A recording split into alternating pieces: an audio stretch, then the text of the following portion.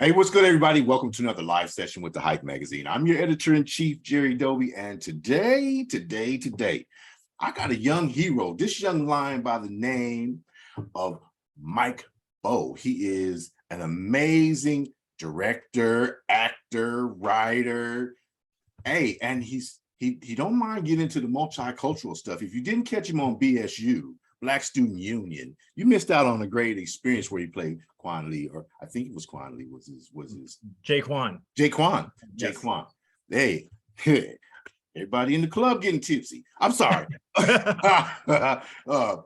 So yeah, amazing. Now, currently, he's on the CW series Kung Fu, where I appreciate the fact that we now have an all-Asian cast. I grew up when Kung Fu was led by David Carradine, and they invited Asians to play on the show, but it was mostly surrounding a white story. So respectfully, this is an amazing development for me. It's a great series too. Welcome, Mike. Oh, thank you so much, Jerry. So that was like the best intro I've ever received ever. So I want someone to record that and play it wherever I walk now. Thank you so much. You do wonders for my ego, sir. You do wonders for my ego. I swear. Man. Jerry's my hype man, ladies and gentlemen. For those of us that are just meeting you, a lot of people don't have the CW series. And it's, by the way, it's also streaming on HBO Max, right? It is. Yeah, it's a Warner Brothers series. So Warner Brothers, HBO Max, boom. Okay, there we go. From the inside looking out, because you've played such diverse characters, you have a comedic side, you have a very serious side, obviously.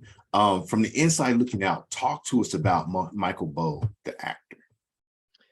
Yeah, so my father also watched the Kung Fu, the original Kung Fu show in the 70s growing up. And you kind of hit the nail on the head about it was about Asian topics, but the main actor was white. But still, my dad, I'm half Chinese, half Korean. My dad, he's Chinese. He still watched it because that was the only content he had. It was like, oh, cool. He was hitting on the Chinese things, but it's not like there was another show with a Chinese actor to watch. Even when a generation later, when I was growing up, same thing. A lot of people ask me, are there who's your first Asian actor role models? What got me into acting was not necessarily Asian characters and actors. They were like Harry Potter, Batman, Michael Keaton, Superman. So those were the characters that got me into acting and got me into discovering oh wait, you can play all these cool characters and you can become get surround this hype, because I'm a huge nerd, so you can build on this hype of new universes and things like that. So I remember when I first started acting, I wanted to do that, and my mom, she was saying, that we only have, when you watch TV, do you see anyone like you on TV? So first off, it's going to be hard, but second off, for I guess a white person, but for you, it's going to be extra hard. And that was a moment when I was a kid when I guess could have ran away from it, but I was like, okay, if the roles aren't there, I want to create the roles, Mm-hmm. So I embarked on on my acting train, and luckily things have been going good. Been going amazing. Was there a defining moment though that you was like, okay, this is my career and I'm jumping in at this moment right now wholeheartedly? This is it. Yeah, so it was really when I was a kid. Like I said, I loved the Harry Potter books. And then I read the Harry Potter books when the movies came out. I was so hyped about it because I'm a huge nerd. So I was seeing the trailers and everything. And then when I first saw the Harry Potter kids who were my age talking about how they got cast in the roles, that was the first time I was like, wait, acting is a job? Because before that, the characters were the characters to me. When people were like, oh, that was bad acting, I was like, what do you mean? That's the character. That's not actually an actor. Huh. But that was the first time I saw that I realized this could be a job, and I wanted to go towards it. But it's funny you mentioned, even then I was the perfect like firstborn son. Like I always followed the rules. Like I was never the rebel. My sister, like she was the rebel for the family, like, you know, the younger siblings. But my I always like did all the normal, I guess, subjects in the school. I was actually like pre-med in college. Like I Oh, just, wow. yeah, I was a Boy Scout. Like I followed the rules. I did all the safe decisions, but I was always acting outside of school. So it was finally in my second year of college, I think, where I was pre-med, but I took one film class because I was at NYU, and you know, of course, it's a great film program there. So I was like, I took one film class to test it out, and I just fell in love. And I was like, okay, I set my parents down. I was like, Mom, Dad, I've proven that if I set my mind to it, I can get good grades and like make you guys proud. And I haven't been slacking my whole life. This is what I want to do. I want to put all my eggs in this basket and go towards acting. And luckily it worked. They were like, okay, that's true. You have proven yourself. You haven't been like slacking. So yeah, we trust you. Done a great job. I can't claim to have watched more than a couple of trailers of Turn, but like to be one of the first Asian like romantic leads in a series. Talk to me about, well, it was a teen drama, and I understand that, and kids are more open, but you still, got the white guys in the suits in the boardrooms saying, this ain't gonna sell. You know what I mean? Yeah. Same way they said hip hop, and here we are 50 years later, come next November, it's the 50th anniversary of hip hop. They also said that, shows like Crazy Rich Asians wouldn't work, but somebody finally pushed it through. You know what I mean? And to have, an Asian male love interest in a teen drama like Turn, that was a big task.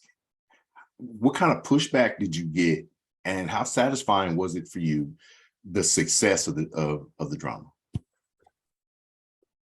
Honestly, yeah, we're in a very great time right now where, like you said, the business wise, it was unsafe, right, to cast, an Asian lead or have an Asian face, because there's been no precedent of, oh, this is a safe financial decision. There haven't been like a million Asian Tom Cruises around, Right.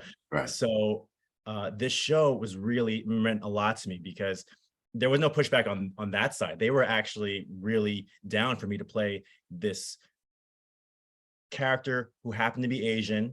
He's the cool new kid, and he's the love interest and the love triangle of the main actress, who is not Asian too. Like she's white. And the other character, the other guy in the love triangle, he's not Asian. We're not all the same race. So it was really cool. It was like, oh wow, this is the world we live in.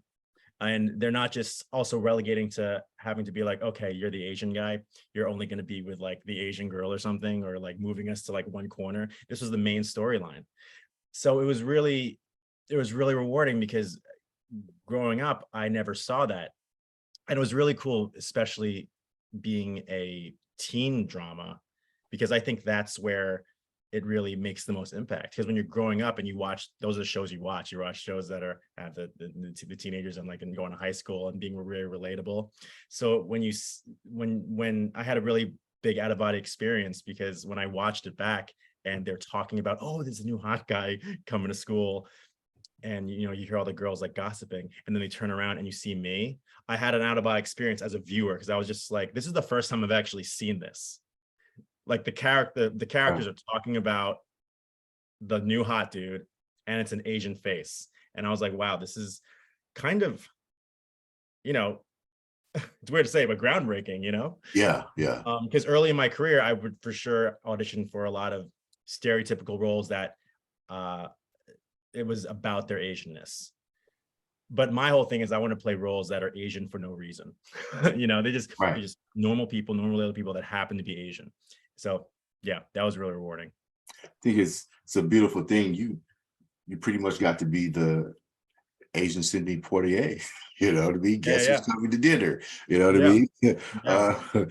Like, so with that kind of I don't want to say, well, it is a responsibility now because you've broken through the barriers and you're using your voice, to help further Asian issues and open doors, so to speak, for other Asian actors to not be typecast as Asians, but just be cast as people.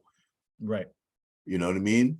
What kind of weight does that feel like for you? And pardon me if this is like more serious than you thought we would get, No, but no, I love it. I love it. okay. So Yeah. what kind of pressure, do you feel to, I don't want to say watch your step, but traverse carefully through the maze of Yeah. the entertainment industry, yet at the same time, open those doors and cut a path, straighten the maze out? Yeah. It is tough in the beginning, especially when there is no representation, because when the first movie comes out, all the eyes are on it, and it's now the first, glimmer of shining hope in the vast darkness of no representation. So that's why movies like Crazy Rich Asians, right, or like Shang-Chi, the first superhero movie, all the firsts, all the eyes are on it, and there's going to be probably the most critique too, because all the Asians who have been starving for this content are going to look at it and then be the most critical, because like, oh no, that's not the type of Asian I am. That's not the type of, Crazy Rich Asian I am. That doesn't represent me. But it all, like, taking a step back, it all helps, because once you are making that first step, then maybe you don't identify with Crazy Rich Asians. The next, and if it goes successfully, which it did, we're living in the best timeline, then they'll make the next version of that. Or directors or writers are going to have a great reaction to that, like, oh, well, that's not exactly my Singaporean relationship with my parents. I'm going to make the next, my version of that. And that's actually been happening. There's all these films from indie to major motion pictures that are happening right now. And we're all really rising together. On the actor side, I've seen a similar thing where at first I can tell new actors versus more experienced actors, because the newer actors, I think it's easy to pit yourself against each other. Like, we're like, oh, we're the Asian actors who are going for this one Asian role, so now we're enemies. And it's like, no, we're not enemies. You can tell the more experienced actors who've been in this a while, because they're like, no, if I don't get it, good, you got it. At least there was a role that's Asian, because when you get it, that role, and if that role is successful, it'll birth 2 more roles, like, so if like you're the cool Asian guy in one show, people will see that, and then there'll be a cool Asian guy on 2 more shows, and then and we're all kind of uplifting the community together. So I feel like we're fighting we're fighting a noble battle, and we're all like, the soldiers, stomping on the grounds of Mordor, on this field, and we're all defeating Sauron together. Lord of the Rings is like my favorite fucking, I mean, I said fucking, there's an R in there. I didn't say the actual curse word. It's my favorite series. I love the entire series. I just recently rewatched it because I watched Rings of Power too. So I watched everything. Yeah. I'm just like, man, he mentioned this, so we have something in common. So they're even at different ages, there are things about the industry that attract us, the fantasy and the things like that. Actually, I'm sure you've seen the appendices and the behind the scenes DVD features on the Lord of the Rings. No, I don't own the DVD. I need to collect. You've got it, because they were like well done. Okay. And like it's like a whole, like it's as long as the movie, essentially, like 2 hours worth of behind the scenes. But that also got me into acting, because like thank God they made those. I used to pour so much time after school watching the special features. Okay. I would see the movie making process, and I would just be so jazzed, like, oh my God, I want to do that one day. So so rewatching it, actually, like this past month, I was just like, oh my God, I'm doing it. Like the sets, I like that. I used to buy the CDs and things like that, and this is neither here nor there, but I had a really bad experience in Afghanistan, right? So you could buy all these box sets on through the the Afghani open air markets, right? I'd go buy the box sets and whatever. And I completely forgot that, early 2000s, Russia was in freaking, Afghanistan. So they were all freaking dubbed in Russian. So $90, Oh, I get an no. entire series, CSI and all that, and Yeah. it's in Russian. So I stopped buying CDs and so I've got, battered consumers syndrome. I don't buy the CDs anymore. But I used Oh to, my God. when I bought albums, I used to like to read the liner notes and stuff, kind of like you. And I always thought the special features on the CD. But now, I'll get over my trauma and I'll actually go and spend the money for it. Yeah. Well, they're all on YouTube now, so you can watch all the behind the scenes on YouTube. Oh, okay. Or you can, learn Russian. Learn. It's never too late to learn a new language. I was learning some stuff on Based Duolingo on the over freaking COVID. political climate. Yeah. We'll leave it at that. But look, CW brought on an Asian cast for Kung Fu, the beloved, iconic series Kung Fu for us old heads. You know what I mean? I watched it kind of like your father because for Westerns, which I happen to like Westerns, Hal Williams, who you know from maybe 227 or some of the other stuff, right, was like one of the only Black actors that ever appeared on Kung Fu and had a speaking role or a major role. Mm-hmm. So it was one of those places that I could go see people like me. Yeah. And I didn't grow up until junior high. My lab partner was from Taiwan, actually. And so I didn't have Asian friends or any way to understand Asian culture other than, when I was a kid, unfortunately, and this is pretty, it's systemic racism here in America. Everything was Japanese food, right? I didn't know that I was at a Chinese restaurant or that, there were like 5 or 10 different dialects of Chinese, besides, man. So I'm happy that I get an opportunity that somebody trusted me enough to speak to you, that I could get a perspective from a different side that I had no experience with. I know that when I grew up, I was too dark-skinned to play with the white kids and too light-skinned to play with the Black kids, And so books were my friends. Mm-hmm. What kind of friendships did you have coming up? I know this is kind of away from the series, but I just want to know something about you. No, yeah. I'm wondering if you're getting at, did you watch or hear about my short In Between? No, I didn't. Okay, because this is a great segue if you were. So I'm third. I have a similar situation as you growing up. I'm third generation Asian American, which not a lot of Asian Americans are. A lot of my Asian friends growing up, they're either they moved here or their parents moved here, so they're really like, early on have a lot of their, I guess, Asian culture still like intact. I'm half Chinese, half Korean. My great grandparents came here, and my parents grew up in New York. My mom, who's Korean, doesn't know how to speak any other language besides English. And my dad can speak some Chinese, but clearly, so they're not talking to each other in any other language besides English when I'm growing up. So I grew up feeling like I grew up with not like a different upbringing than, I guess, my white friends. But then when you go to school, you quickly realize that they don't see you that way. They're like, oh no, you're Asian, right? And I'm like, yeah, I'm Asian, but like, I'm not different than you, but okay, I see. You're immediately like thinking I'm different, thinking I'm Asian.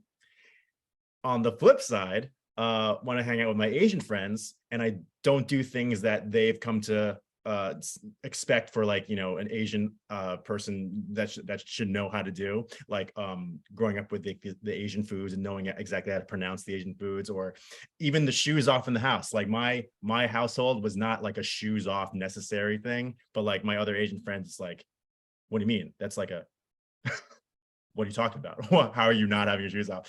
So they would think I'm too white. my Asian friends would think I'm too white, and my white friends think I'm too Asian. So it's this weird in between feeling where I kind of felt out of place at certain points in my life. So I made this short. I directed and wrote this short with my friends over at Wong Fu Productions called In Between, where it's exactly that. It's a guy who feels too Asian with his white friends and too white with his Asian friends. And then he embarks and goes to this college that in Southern California that's mostly Asian in an effort to like try to fit in, but then he doesn't fit in there either. So a lot of people identified with that in the comments section, like not just Asians, but people that didn't feel Latino enough, or didn't feel Black enough, or everything. So it was really rewarding to see that response to it, because I feel like that's something in America that we see, because America's just people of different cultures coming in. Mm-hmm. But I've heard something really recently that was inspiring. A lot of people say they're half Korean, half Chinese, or half this, half that, but we're not half of one thing and half the other. We're 1 + 1. Mm. We're two. We're like, I'm Chinese and I'm Korean, I'm American and I'm Asian. We're like, we have a superpower. We're both. We're not just kind of one, kind of the other. We're both. So that was inspiring for me when I heard that. Mm. Do you remember maybe after someone has seen this, one of the most powerful engagements you had with somebody who had watched the show and how they came at you and said, look, this really met me where I was at? Do you have one of those? Yeah, I have I have like, three. Okay. I remember Simu, before he was cast as Shang-Chi. He's Canadian. He talked to me about it, and he was like, I'm so glad that you made this, because this is totally what I felt like growing up. Because same thing, like even though he's not their generation, he came from China, but being Canadian in a Canadian community, he he felt like people weren't making things that talked about his experience, and his Canadian Asian experience. I met a lot of Happas, half Asians, half white fans, who clearly they're literally like the physical embodiment of that. They are caught in between two cultures, and some people are literally, whereas my experience was like, oh yeah, you definitely look Asian, so I'm going to treat you Asian. They have this situation where they've said, like, they're at the lunch table in school, they were like, okay, do I sit at the Asian table or do I sit at the white table, like one of those situations. And my film kind of touched on that topic of being like, where do I belong? Mm. And then the third thing is literally the comment section of all races besides Asian that were really identifying with it. And it was cool to see, because that wasn't my intention necessarily, right? I wasn't going to be like, okay, every race, you feel this way, right? Like, I was just telling my personal experience. So it was cool that was resonating in a way that I didn't even expect. Yeah, unfortunately, there are millions of people who feel that pain of lack of identity, Yeah. not knowing, which culture they might belong to. The hell with race, but just which culture do I belong to? You know what I mean? Because, well, we're not going to get into politics. Look, you're an amazing dude. You're freaking been in just about everything. Hacks I've never seen. Maze Runner I watched. How to Get Away with Murder. Grey's Anatomy, of course, I watched. You know what I mean? And then I've been on your YouTube, like, going crazy. The potato chip, and then the tasting Japanese candy with my parents. Why would you do that to them? I mean, hey, who doesn't love sweets? Yeah. And my parents, I feel like I definitely get a lot of my attributes from my parents. So I just love my parents so much, and my family. So I want to do a fun little video with them. And we love Japanese things too. It's funny because we're not Japanese, but we just love anime, and we love the candies, and always love going to like the little Tokyos of our neighborhoods. Yeah, so it's fun I'm guilty. sharing that with them. I'm guilty. I go buying bags and bags of the milk candy when I go to Denver, specific, which is 7 hours away from me, specifically. Oh, Uh, Denver has a good yeah, town. yeah, they have why do they? I don't know. I don't like the word Chinatown. But it is considered Chinatown and it's marked that way in graphics. Yeah. But when I go and I don't fly, so I drive like 7 hours. I hit two places. I hit Five Points, which is the historically Black section of Denver, and then I go to Chinatown and I go into the market, and that's where I buy my ramen, like cases and cases, and Mhm, that's also where I buy my milk candy, bags and bags. And mhm. so I search it out. I love the culture. And then of course, my uncle who was in the army married an amazing woman from Okinawa. And Mm. so I grew up, with just a little touch of that.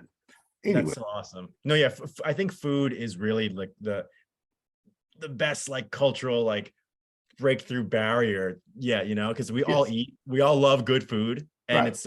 it opens up you learning about other cultures outside of your own. Ugh, I love it. Yeah. I was in Seoul, down in downtown Seoul. There's a place called Itaewon, Mhm. which is open air market, food, electronics complex, everything you could possibly want, right? Okay. And I think I spent like 4 days of the week in Seoul, just in Itaewon, exploring and just eating. And I didn't know that prawns were shrimp. Hmm, hmm. So I'm like, I want to go eat prawns. I was stupid. That's how culturally dumb I was. But I actually absolutely enjoyed it. But when the Korean nationals saw me sitting down to eat, and I'm in the open air market and not shying away from anything, they offering you samples, and I'm like, ugh, what is that? You unless it was an eyeball or something, I wasn't going to turn it down. I Yeah, was yeah. to eat. I'm like So you. I'm the adventurous eater in my family. Yeah, I'm down. Like, I want to get the experience, the cultural experience. Yeah. yeah, it was amazing. It was one of the amazing things. So to say what you said, I think food is one of the great icebreakers. Um, People may not be talking when you walk into a room, into a civic center that is having a citywide event, and people from all cultures come together and break out food. And that is one way to start the conversation and get outside your box. I really appreciate the opportunities that I've had to do that. Yeah. I, I'm also wanting to know, and I'm going to ask you something that's so layman that No, go for it. you're going to be like, really? Ha! Do you do your own action stunts in Kung Fu? Is that you handling that mace chain, The doing meteor, all what is it called? the meteor hammer. Yeah, the meteor hammer. Is that Yeah. you or is that a double? It is mostly a double. Okay. Yeah, when I first auditioned for that role, it said like, oh, I'm the master of the meteor hammer, because in the storyline there are these 8 mystical weapons, like the MacGuffins of these magical weapons, and Mhm. it's a family line that has been protecting each weapon since ancient Chinese times. And my character is in modern day K-pop star, but they Right. track down like, oh, he has the lineage that he protects the meteor hammer. When I first auditioned for it, it said meteor hammer, and I'm thinking Thor, right? Like, Mhm. oh, a hammer, cool. But then after I get cast, they tell me like, oh no, it's the Kill Bill weapon, Okay. the mace and the chain. Also, the scorpion weapon from Mortal Kombat. Like, get over here. Get over here. Yeah. But like instead of the mace, it's a rope Blade. dart. So it's the same weapon, but just with Mhm. different, accessories. Anyway, so I get cast in that, and I have some martial arts training, but I was like, okay, cool. So stunt double is gonna do everything, right? I'm sure. I get cast, and then I go to Vancouver where it's still COVID times. This is season 1. So they put me up in a hotel. I had to stay in the hotel room. I couldn't leave that room for 14 days straight. Like, I couldn't leave the threshold of the room, because Canada was very like good about keeping everything COVID safe. But I was zooming with the stunt coordinators, the amazing stunt coordinators on Kung Fu, and they were like, "Yeah, we're gonna see you a lot with the weapons, so we actually have to teach you some moves because Mhm. with the way the choreography is, you can't just like land and that's it. You actually have to do some moves." So I was like, "Oh shoot, okay," but then also super excited because I got to get that full training experience. So we were zooming, and like they sent me actually like a Nerf version of the Meteor Hammer from Mattel. So Nothing I actually safe. have it. It's like a Nerf like basketball with they where they like put a rope on it, and so I got to like basically tear up the hotel room. Yeah, it was a hotel. They must have the people looking at the hotel room after I left must have been like, "What the heck happened here?" Because like the roof was all messed up and everything. But I have a fun training montage that I posted on Instagram. I was getting better and better at the meteor hammer, and the filming of that was so fun because we would film the scenes by day and then by night report to the stunt warehouse to train meteor hammer Mm. because there was my stunt double. They got this guy named Vince who is who it's a specific weapon, so he's experienced in the meteor hammer. So he would train me all week at night after we filmed our scenes.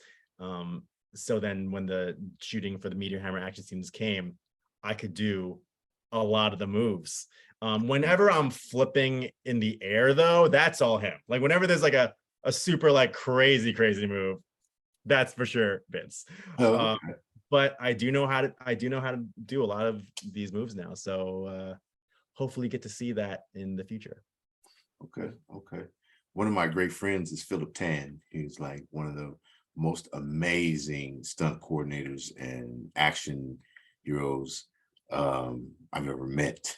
And he brought me into a class one time.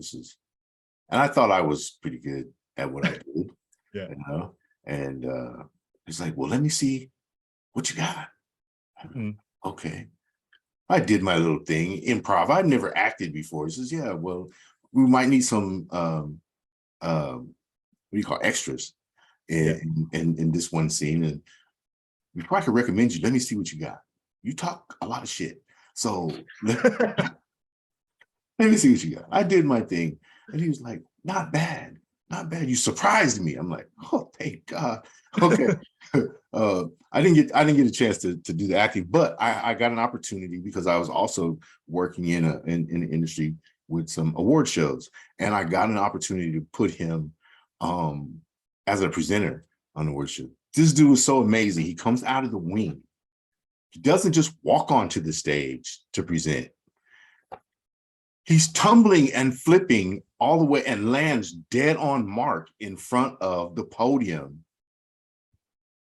Crowd is crazy. Everybody's on their feet. I'm like, I want to learn how to flip like that. So I just wanted to know, you guys have so much fun as actors, get opportunities to do some things. I just wanted to know. No, absolutely. Because I feel like now, because my friend, well, all my the Kung Fu cats, I'm so proud of them because we all have been like waiting room friends together. Like back in Mhm, the day, all auditioning for the same one role, and now there's a show with all of them. But so like Olivia, who's the main actress, she is mainly a dancer. She didn't like, not a Kung Fu master before the show, but mhm. now getting trained every day, like for 3 seasons now in Kung Fu, she essentially is a Kung Fu master. So it's a Yeah, really awesome thing we get to do. We get to like get trained in the best in the business and then learn these skills. Kind of like almost like a secret agent, It's like, okay, you got to learn, we got to download the skill set into your brain. that's another amazing benchmark. Everybody, weighs the importance or the impact of a show based on how many seasons. That Yeah. you're into the third season Yeah. speaks volumes because that's millions and millions of people who are validating you with their Nielsen numbers. You know what I mean?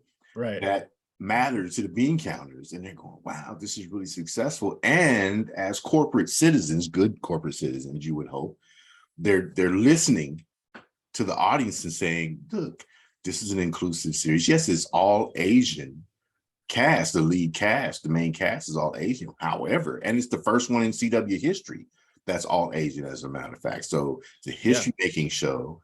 And you It's the know, first network drama, period, with a mhm. full Asian cast. Yeah. So his now you in the history books. How's that feel? I know your parents are going, wow, he's in history, or do they just take it in stride now? It's like, oh, he's been acting for a long time. But this is really like an important benchmark in the industry, more so than entertaining. You know what I mean? Yeah. Yeah, we haven't really talked about the history, I guess, so much, but I know they're proud of it because they're just like, they're my biggest fan, my parents. Like I would say, like, if I was ever an action figure, good luck trying to buy that action figure, because I think my mom would buy every single action figure. No doubt. Yeah. And then I know it means a lot to my dad too, because he grew up with the original show. So he's getting a kick out of it. He actually just texted me. He has like kung fu trading cards, like from the original show. Wow. So he just texted me that yesterday. Because now that I'm this recurring character on it, like, it's, yeah, I'm wondering what he's going through, like going, like, time traveling back to when he watched the show. Like, one day my son will be on the reboot of the show. You know, Wow. that's got to be wild. Wow. Um, I think it's really amazing also, your the impact of your character, Simon, and your presentation of the character is so powerful that they brought your ass back from the dead.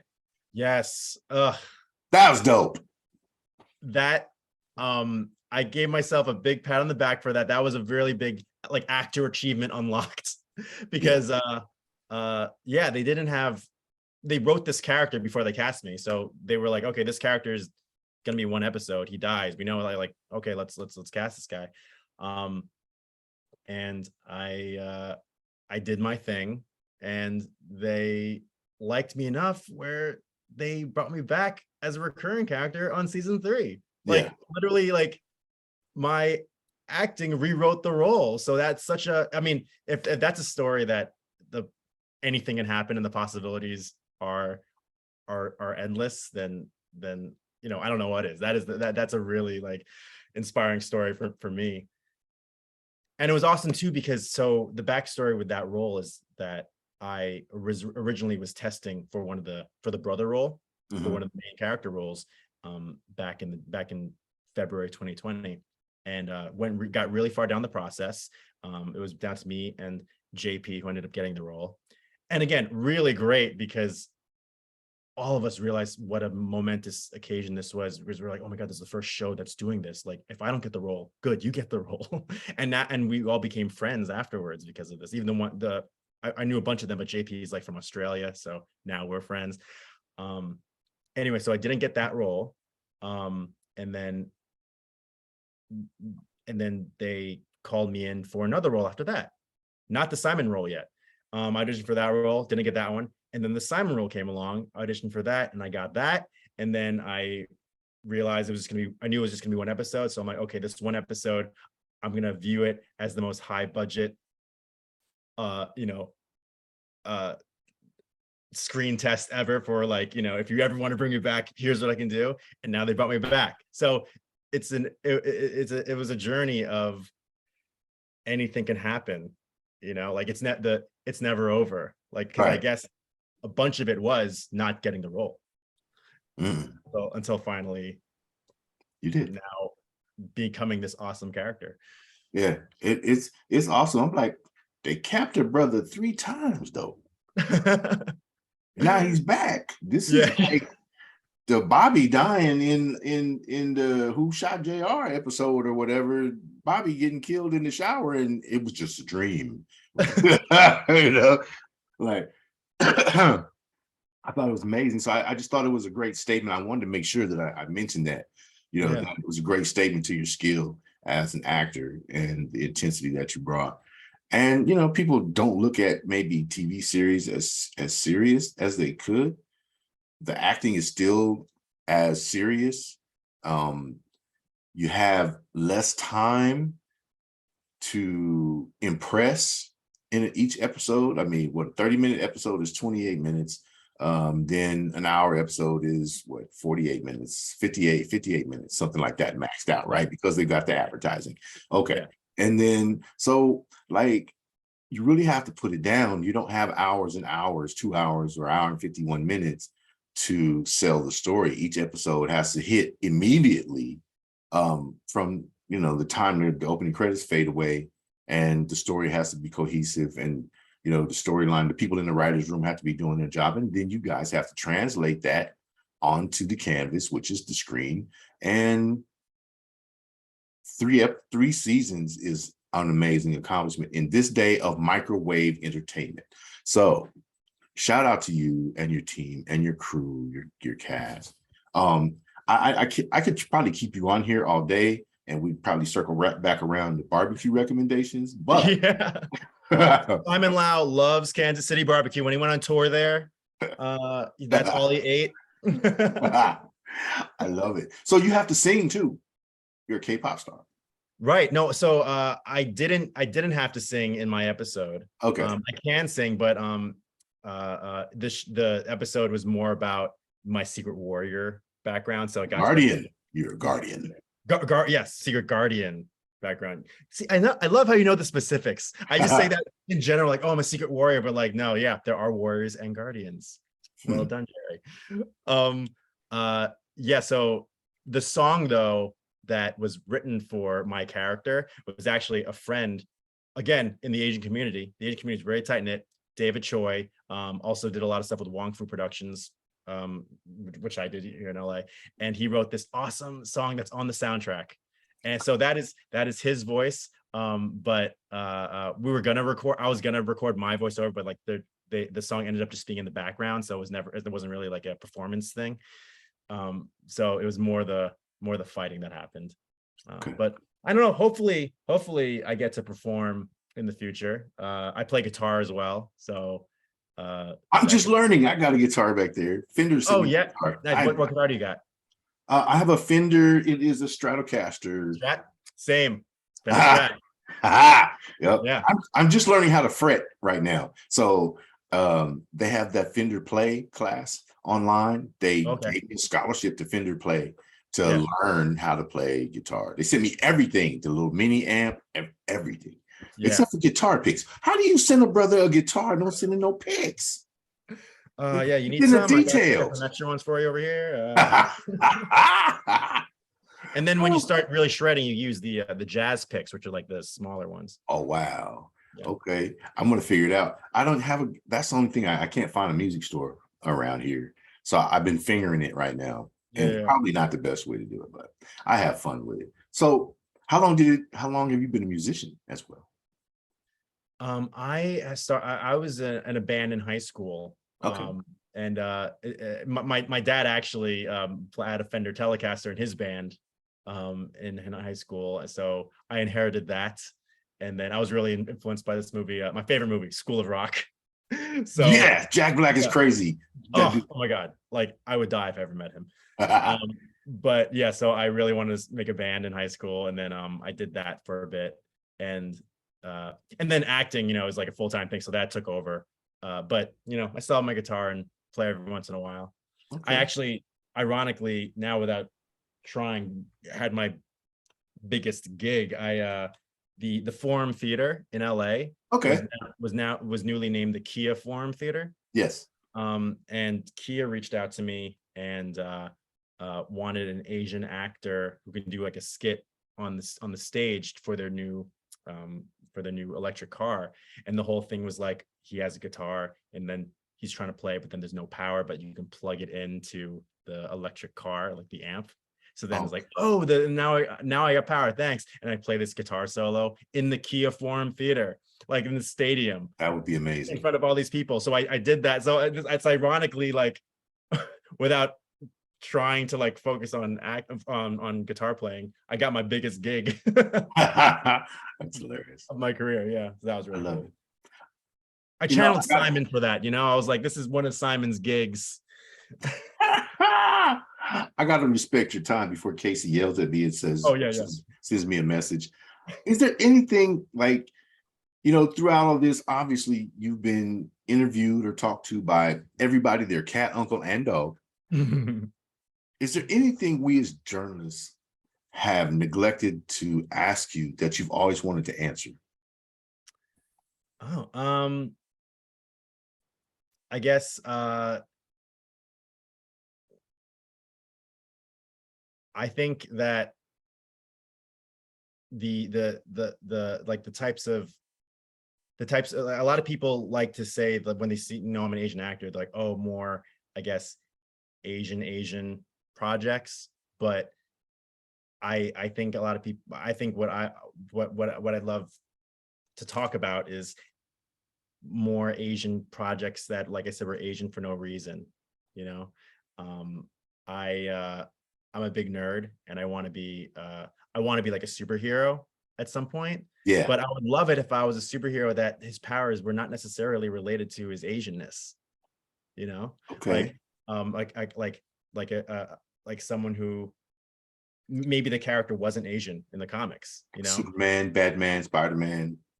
exactly. Yeah. Okay. And they're actually, there actually is an Asian Superman in the comics, Keenan Kong, who would be an amazing, I feel like that would be like an amazing symbol. Just like I'm just imagining like kind of like the turn situation, sitting back as an audience, never seeing that, like an Asian face with a Superman symbol on it, on his chest. That would be impactful for me, I know, growing up. And obviously, because I love superheroes and I'm a nerd. But yeah, so I want to talk about that more, like being seeing more characters that are Asian for no reason. Asian for no reason, just Yeah, superheroes and comic books. I mean, beyond the Green Hornet, where Kato was really the show, Bruce Lee yeah, was yeah, really the show, in my opinion. You know what I mean? And the Despicable series, that was the Jackie Chan series in black and white. Despicable, what they I'm not did. aware of that one actually. But If you ever subject yourself to a Jackie Chan show, yeah, you'll understand. We won't even have to discuss it in our next interview. yeah, You'll just look at me and go, I understand. yeah, Horrible. It's a white guy in makeup. It's equivalent to a white guy in blackface, yeah, only Chinese. yeah. It's disgusting. And I grew up with that. You know what I Mm, mean? So that was the only representation I had, and it yeah. was crazy. So, but I would love to see the first Asian superhero, and I would love it to be Mike Bowe. I really like you, bro. Oh, I really like you. thank you, Jerry. This is one of the best conversations I've had all year. I'm having fun.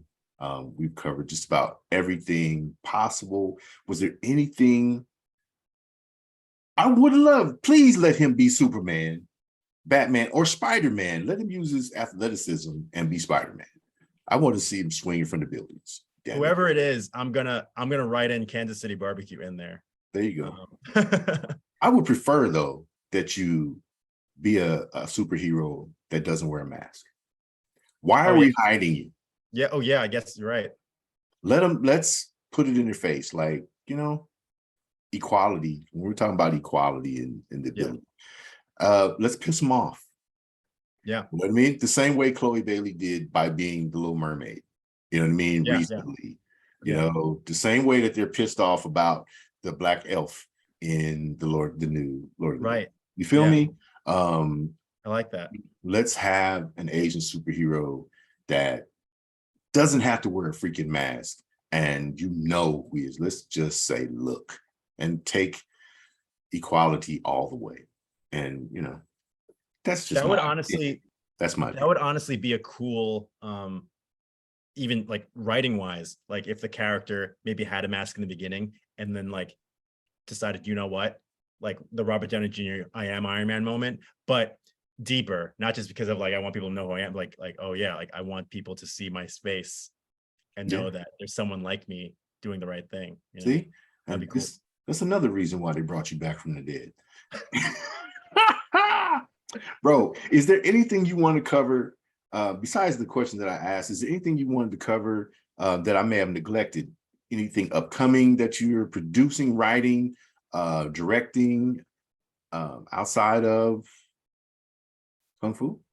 No, yeah, yeah, go watch Kung Fu season 3. I also was in a pilot, a new ABC pilot that just got picked up for a Yay. season. Yeah, that's called The Company You Keep. It's actually based off a K-drama, which is cool because they clearly like they're not just whitewashing it, they're having Asian characters in the show still. And Milo Ventimiglia is the lead. And I watched him growing up because like Heroes, Gilmore Girls, and all that.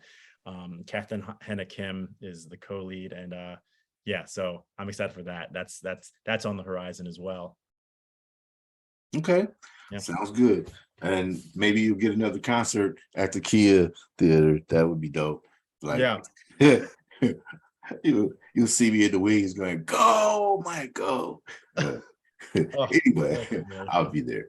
I'm looking forward to coming home and maybe seeing and getting to meet you face to face. Absolutely, yes. As much as this was great, I love meeting in person. You know, like we made it past the apocalypse mostly. So let's meet up. Oh, we got midterms to get through. So we'll see. uh, Look, I've enjoyed. I wish you much continued success. Certainly, anytime you'd like to come back and have something to say, the Hype Magazine is here to let you tell your story, man. Yes, this is the first of many.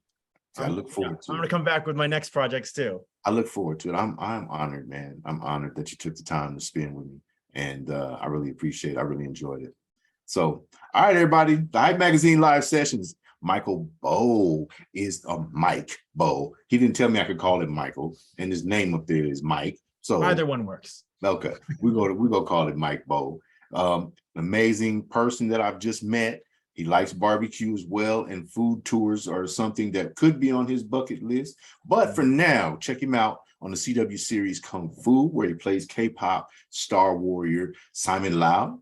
And he's an amazing writer, director. Check him out on IMDb and just see, exactly what this brother brings to the table. Until the next time we get a chance to talk, man. Peace. Thank you so much.